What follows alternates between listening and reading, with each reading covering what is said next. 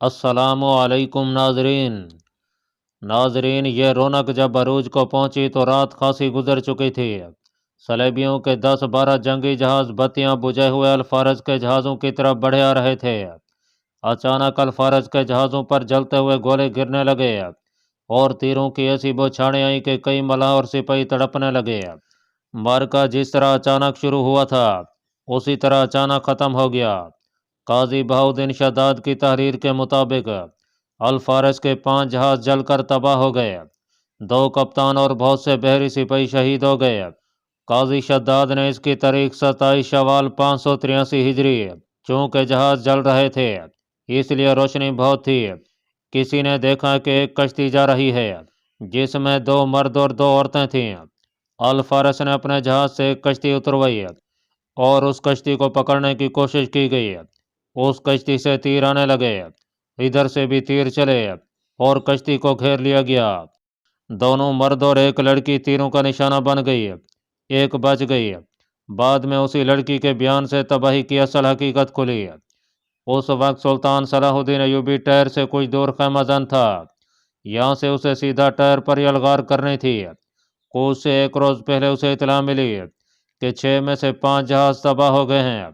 سلطان ایوبی بجھ کر رہ گیا، وہ ایسی بری خبر سننے کے لیے تیار نہیں تھا اور وہ اتنی جلدی دل چھوڑنے والا بھی نہیں تھا۔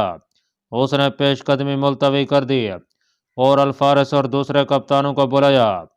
الفارس نے اسے صاف الفاظ میں بتا دیا کہ ملاح اور سپاہی فراغت اور سمندر سے اکتے ہوئے تھے، اس لیے اس نے جشن کا اہتمام کیا تھا۔ سلطان ایوبی نے اپنے سلاروں اور مشیروں کا اجلاس بلایا اور یہ صورتحال سب کے سامنے رکھی۔ سب نے یہ مشورہ دیا کہ سخت سردی پڑ رہی ہے اور بارشیں شروع ہو چکی ہیں، اس موسم میں جنگ جاری نہیں رکھی جا سکتی۔ اس کے علاوہ سپاہی مسلسل جنگ اور تیز رفتار کوچ اور پیش قدمی سے اتنے تھک چکے ہیں کہ انہیں جذبات میں لا کر لڑاتے رہنا ظلم ہے اور اس کا نتیجہ شکست بھی ہو سکتا ہے۔ انہوں نے بحری بیڑے کی تباہی کی مثال دے کر کہا کہ اتنا طویل عرصہ سپاہیوں کو گھروں سے دور رکھنے کے اثرات ایسے ہی ہوتے ہیں، کہیں ایسا نہ ہو کہ بیت المقدس کی عظیم فتح ہمارے لیے کوئی اور حادثہ بن جائے۔ سلطان ایوبی ڈکٹیٹر نہیں تھا، اس نے یہ مشورہ منظور کر لیا اور حکم دیا کہ مفتوحہ علاقوں سے جو عارضی فوج بنائی گئی تھی وہ توڑ دی جائے اور ان لوگوں کو کچھ رقم دے کر گھروں کو بھیج دیا جائے۔ اس نے اپنے باقاعدہ فوج کے بھی کچھ حصے کو تھوڑی تھوڑی چھٹی دے کر گھروں کو بھیج دیا اور 30 جنوری 1188 کے روز اکرا کو روانہ ہو گیا۔ مارچ 1188 عیسوی تک وہ اکرا میں رہا۔ صلیبی جنگ عروج کو پہنچ گئی تھی۔ بیت المقدس کی فتح نے سارے یورپ کو زلزلے کے بڑے ہی شدید جھٹکے کی طرح جھنجھوڑ ڈالا تھا۔ سلطان ایوبی نے اپنی زندگی کا مشن پورا کر دیا تھا، لیکن بیت المقدس صلیبیوں کے قبضے سے چھڑا لینا ہی کافی نہیں تھا۔ اس مقدس شہر کا دفاع مستحکم کرنا تھا، جو صرف شہر کی دیواریں مضبوط کر لینے تک محدود نہیں تھا۔ بیت المقدس کو صلیبیوں سے بچائے رکھنے کے لیے ضروری تھا کہ ارد گرد دور دور کے علاقے پر قبضہ کیا جائے اور ساحل کو بھی اپنی تحویل میں رکھا جائے۔ بہت سے اہم مقامات پر سلطان ایوبی نے پہلے قبضہ کر لیا تھا، جو باقی رہ گئے تھے ان پر سلطان ایوبی کی فوج حملے کرتی اور قابض ہوتی چلی جا رہی تھی۔ مفتوحہ مقامات سے عیسائی آبادی بھاگتی چلی جا رہی تھی۔ جن مقامات پر عیسائیوں کا قبضہ تھا وہاں انہوں نے مسلمانوں کا جینا حرام کر رکھا تھا، ان کے لیے مسلمانوں کا قتل عام روزمرہ کا معمول اور مذہبی فریضہ تھا۔ اس کے برعکس سلطان ایوبی جو جگہ فتح کرتا وہاں کے عیسائی باشندوں کو اپنی فوج کی حفاظت میں نکال دیتا تھا، سوائے جنگی قیدیوں یعنی صلیبی فوجیوں کے۔ ارض فلسطین کی اب یہ کیفیت تھی کہ سلطان ایوبی ہر ایک دستے کو خواہ وہ اس کے ہیڈ کوارٹر سے کتنی ہی دور کیوں نہ تھا رابطے اور اپنے احکام کا پابند رکھے ہوئے تھا۔ چھاپا مار جیش عقابوں اور چیتوں کی طرح پہاڑیوں، جنگلوں اور صحراؤں میں گھومتے پھرتے رہتے تھے۔ جہاں انہیں صلیبی فوج کا کوئی دستہ یا رسد کا قافلہ نظر آیا وہ اس پر ٹور پڑتے، شب خون مارتے اور انہیں ہلاک، زخمی اور تیتر بتر کر کے ان کے گھوڑے، اسلحے اور رسد اٹھا لاتے۔ ان چھاپا ماروں نے جو شب خون مارے وہ ہماری تاریخ کی ولولہ انگیز، ایمان افروز اور مافوق الفطرت شجاعت کی داستانیں ہیں۔ ہر ایک کا بیان شروع کیا جائے تو یہ داستان بڑی لمبی مدت تک ختم نہ ہو۔ یہ ارض فلسطین کے پاسبان تھے जो अकेले अकेले 2-2 और 4-4 की टोलियों में कई कई 100 नफरी के दस्तों और दुश्मन के कैंपों पर शब खून मारते और शब की तरीके में गुम या अपने खून में डूब जाते थे। उन्होंने दुश्मन से रसद छीन कर अपनी फौजों को दी और खुद दुश्मन की तलाश में भूखे भटकते रहे, लड़ते और कटते रहे, अपनी लगाई हुई आग में जिंदा जलते रहे। उन्हें कफन नसीब न हुए, किसी ने उनकी नमाज जनाजा ना पढ़ी और वो किसी कब्र में दफन न हुए। वो कहर थे जो दुश्मन पर टूटते रहे। इन्हीं के भरोसे से सुल्तान सलाहुद्दीन अयूबी बैतुल मक़दस की फतह के बाद पूरे फ़लस्तीन में शेर की तरह दनदनाता, धाड़ता और गरजता रहा। सुल्तान अयूबी की इन गोरिल्ला और कमांडो पार्टियों के मुतालिक मशहूर और मरूख यूरोपी मौरख लैन पो लिखता है, ये बेदीन हमारी नेटों की तरह वजनी ज़रा बख्तर नहीं पहनते थे, लेकिन हमारे ज़रा पोश नेटों को नाकों चने चबवा देते थे। इन पर हमला किया जाता तो भागते नहीं थे। इनके घोड़े सारी दुनिया में तेज़ रफ्तार माने गए थे। वो जब देखते थे कि सलेबी उनके ताक़ुब से हट गए हैं तो वो फिर वापस आ जाते थे। इनकी हालत उन कभी न थकने वाली मक्खियों जैसी थी, जिन्हें उड़ाओ तो एक लम्हे के लिए उड़कर फिर तुम्हारे ऊपर बैठ जाती हैं। अगर इन्हें हर वक्त दूर रखने की कोशिश करते रहो तो वो दूर रहते थे। जो ही ये कोशिश तर्क कर दी जाती वो शब खून मार जाते। वो पहाड़ी इलाके की तूफानी बारिश की तरह छोटी छोटी पार्टियों में आते और सलेबी फौज की तरतीब तोड़कर गायब हो जाते। हमारे नेटों को वो कदम कदम पर परेशान करते और हमारी फौज की पेशकदमी को सुस्त किए रखते। नाजरीन, ये खिता जो आज इसराइल कहलाता है सुल्तान अयूबी के दौर में अर्ज़ मुक़द्दस था, जिसे सलेबियों से पाक करने के लिए अल्लाह ताला के एक एक सिपाही ने वहाँ अपने खून का नजराना दिया। सुल्तान अयूबी ने बाज़ बस्तियाँ तबाह बर्बाद करा दी थीं। बाज़ औक़ात यूँ लगता था जैसे उसके दिल में रहम का एक ज़रा भी नहीं रहा, लेकिन उसने रहम दिली के ऐसे मुजाहरे किए कि सलेबी मरेखों ने भी उसे खराज तहसीन पेश किया है। उससे रहम की भीख मांगने के लिए सलेबियों की एक मलका भी आई और एक गरीब औरत भी। सलेबी मलका का नाम सबीला था। वो मशहूर हुक्मरान रिमांड की बीवी थी। जंग हुतैन के वक्त वो तिब्रिया के कले की मलका थी। रिमांड जंग हुतैन के मैदान से भाग गया था। उसकी बीवी ने तिब्रिया का कला सुल्तान अयूबी के हवाले कर दिया था और सुल्तान अयूबी ने उसे कैद नहीं किया था। उसी जंग में सुल्तान अयूबी ने बैतुल मक़दस के हुक्मरान गैया फलोजिनान को जंगी कैदी बना लिया था। बैतुल मक़दस की फतह के बाद जब सुल्तान अयूबी अकरा के मकाम पर खैमाजन था, उसे इतला मिली कि मलका सबीला उसे मिलने आ रही है। सुल्तान अयूबी ने उसे आने से ना रोका, बल्कि आगे बढ़कर उसका इस्तकबाल किया। सलाहुद्दीन मलका सबीला, जो शिकस्त खा चुकने के बाद भी मलका ही कहलाना पसंद करती थी, क्योंकि अपने खामद के कत्ल के बाद वो त्रिपोली की हुक्मरान थी, बोली, क्या आपको मालूम है कि कितने हज़ार या कितने लाख ईसाई घरों से बेघर हो गए हैं? उन पर जुल्म आपके हुक्म से हुआ है, और जिन बेगुनाह मुसलमानों का अपने कत्लेआम कराया और कराया जा रहा है, वो किसके हुक्म से कराया जा रहा है? सुल्तान अयूबी ने उसका जवाब सुने बगैर कहा, अगर मैं खून का बदला खून से लूँ तो एक भी सही जिंदा न रहे। आप क्यों आई हैं? यही शिकायत मुझ तक पहुँचाने? नहीं, मलका सबीला ने जवाब दिया, मैं एक दरख्वास्त लेकर आई हूँ। गैया फलोजिनान आपके पास जंगी कैदी है, मैं उसे रिहा कराने आई हूँ।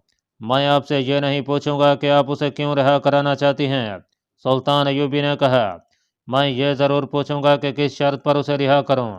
अगर आपका बेटा या भाई कैद हो जाए तो क्या आप उसे रिहा कराने की कोशिश नहीं करेंगे? मलका सबीला ने पूछा, मेरे वो कमानदार, ओहदेदार और सिपाही जो आपके जंगी कैदी हैं, वो सब मेरे बेटे और मेरे भाई हैं। सुल्तान अयूबी ने कहा, अगर मैं खुद कैद हो गया तो मैं भी आपसे रिहाई की भीख नहीं मांगूंगा। मेरा कोई बेटा और मेरा कोई भाई मेरी रिहाई के लिए आपके पास नहीं जाएगा। सलाहुद्दीन मलका सबीला ने कहा, आप खुद बादशाह हैं, क्या आप महसूस नहीं करते कि एक बादशाह का कैद में पड़े रहना उसकी कितनी तौहीन है? वो यरूशलेम और गिरदोनवा के दूर दूर के इलाके का हुक्मरान था, यरूशलेम नहीं बैतुल मक़दस। सुल्तान सलाहुद्दीन अयूबी ने कहा, गई उस खित्ते का गासिब था, किसी गासिब को हम बादशाह नहीं कहा करते। अगर आप ये कहती कि वो इस्लाम का खात्मा करके यहाँ सलीब की हुक्मरानी कायम करने आया था तो मैं आपकी और उसकी भी कदर करता। मैं हर उस इंसान की कदर दिलो जान से करता हूँ जो अपने मजहब और अकीदे का कदरदान होता है, उसका मजहब चाहे बेबुनियाद और झूठे अकीदों का ही मजमुआ क्यों न हो।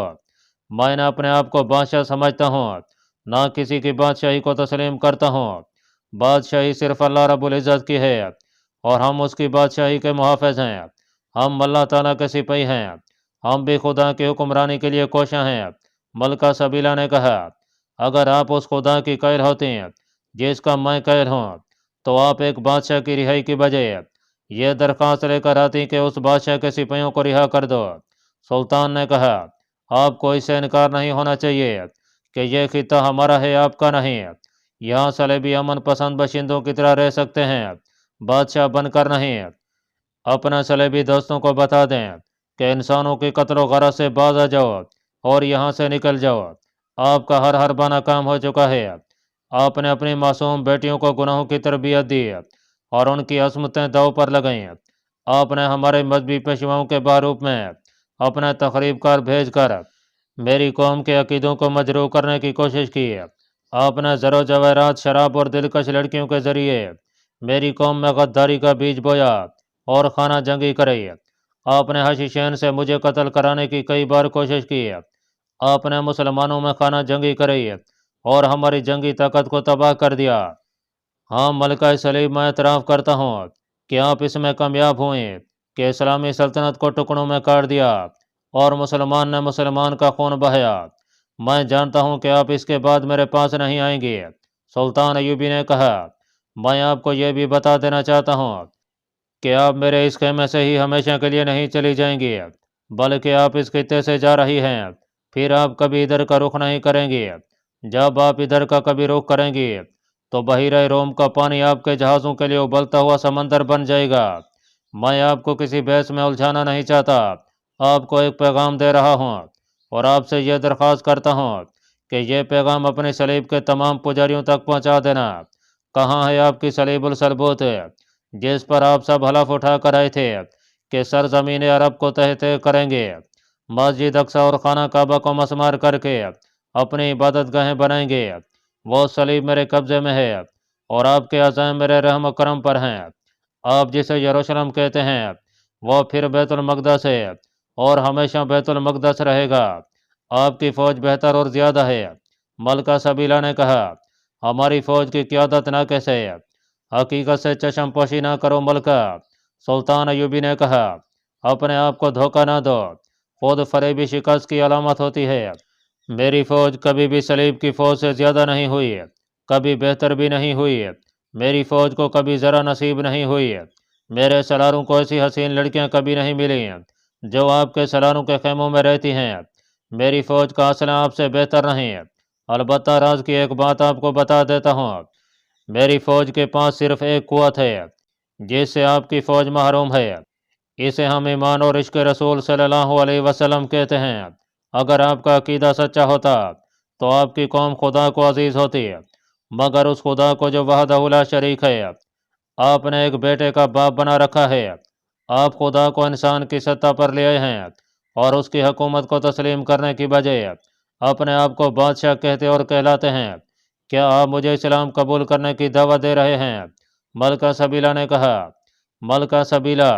सुल्तान अयूबी ने उसके लहजे में तंज की झलक देखते हुए कहा, मेरे खुदा ने कुरान की मार्फत मुझे बताया है कि हमने इन्हें दिमाग दिए हैं लेकिन वो सोचते नहीं, हमने इन्हें आंखें दी हैं लेकिन वो देखते नहीं, हमने इन्हें कान दिए हैं लेकिन वो सुनते नहीं।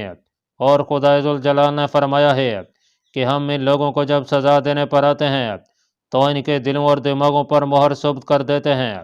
आप इस्लाम कबूल ना करें, मैं आपको यह बता रहा हूँ कि फ़तह उसे मिलती है जिसके दिल में ईमान होता है।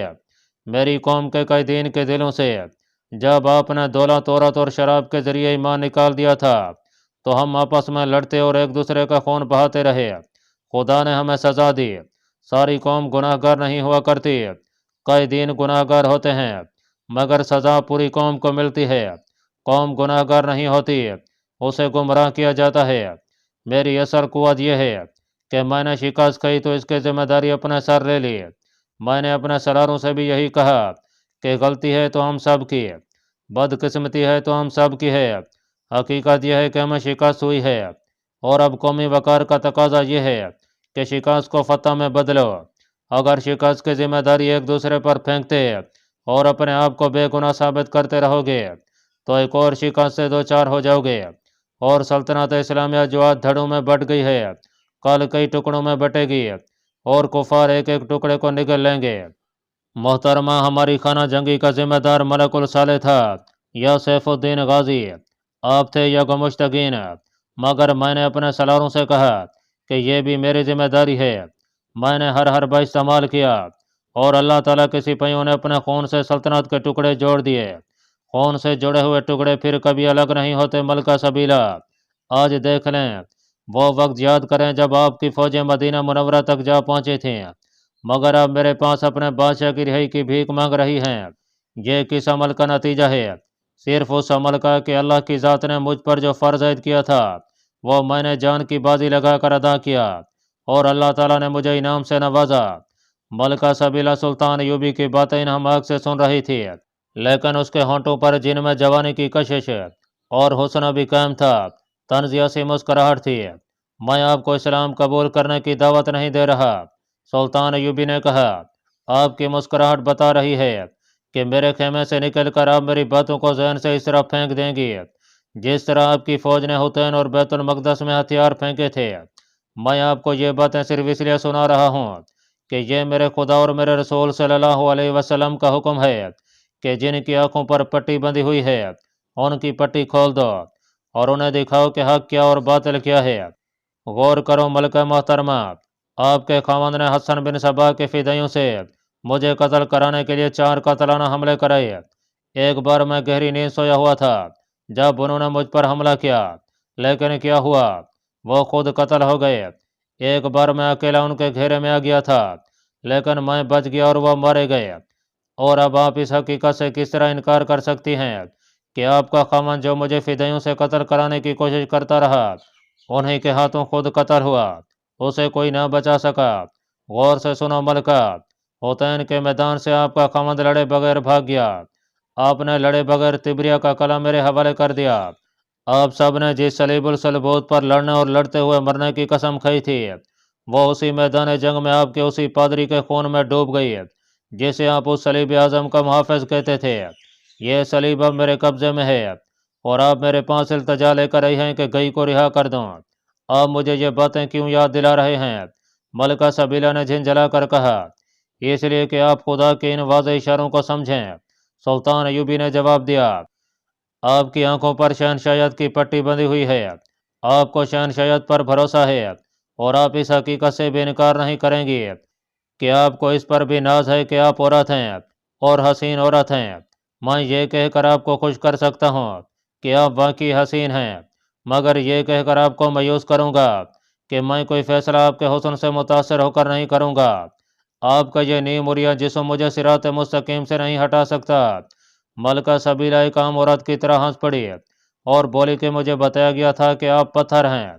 सुल्तान अयूबी ने मुस्करा कर कहा, आपके लिए मैं यकीनन पत्थर हूँ, मगर मैं ऐसा मोम हूँ जो ईमान की हरारत से पिघल जाता है और इसे रहम का जज्बा भी पिघला देता है। जिस्मानी लज्जत और आसाइश इंसान को ना अपने काम का रहने देती है ना कौम के काम का, और उसे खुदा भी धुतकार देता है। मैं आपके दिल में रहम का जज्बा ही बेदार करने आई हूँ। मलका सबीला ने कहा, गई को रिहा कर दें। मैंने सुना है कि सच्चे मुसलमान के घर उसका दुश्मन चला जाए तो वह उसे भी बख्श देता है। इसके बाद मलका सबीला मिन्नत समाजत पर आ गई। सुल्तान अयूबी ने उसे कहा कि वो गई को इस शर्त पर छोड़ देगा कि वो तहरीरी ऐद करे कि मेरे खिलाफ हथियार नहीं उठाएगा। मलका सबीला ने कहा कि तहरीरी अहदनामा दिया जाएगा और ये भी तहरीर कर दिया जाएगा कि गई इस ऐद से फिर जाए और फिर कभी गिरफ्तार हो जाए तो उसे कत्ल कर दिया जाए। आखिर यही तय हुआ। मलका सबीला चली गई। सुल्तान अयूबी ने उसी रोज़ गई अफलोजिनान की रही का हुक्मनामा कासिद को देकर दमिश्क रवाना कर दिया। 3-4 दिनों बाद गई को सुल्तान अयूबी के पास लाया गया। सुल्तान अयूबी ने अपने तर्जबान से जिसकी मरफत है वो सलेबियों के साथ बातचीत किया करता था और उनकी समझा करता था, कहा कि इसे इस अहदनामे का तर्जमा इसकी ज़बान में सुना दो। और अगर यह चाहे कि इसका तर्जमा इसकी ज़बान में भी तहरीर किया जाए तो कर दो, और इस पर इसके दस्तखत करा लो, और इसे यह भी कह दो कि मैं इसके साथ कोई बात नहीं करना चाहता। सुल्तान अयूबी ने कहा, इसे कह दो कि मैं जानता हूँ कि ये अहदनामे की खिलाफ वर्जी करेगा और मेरे खिलाफ लड़ेगा।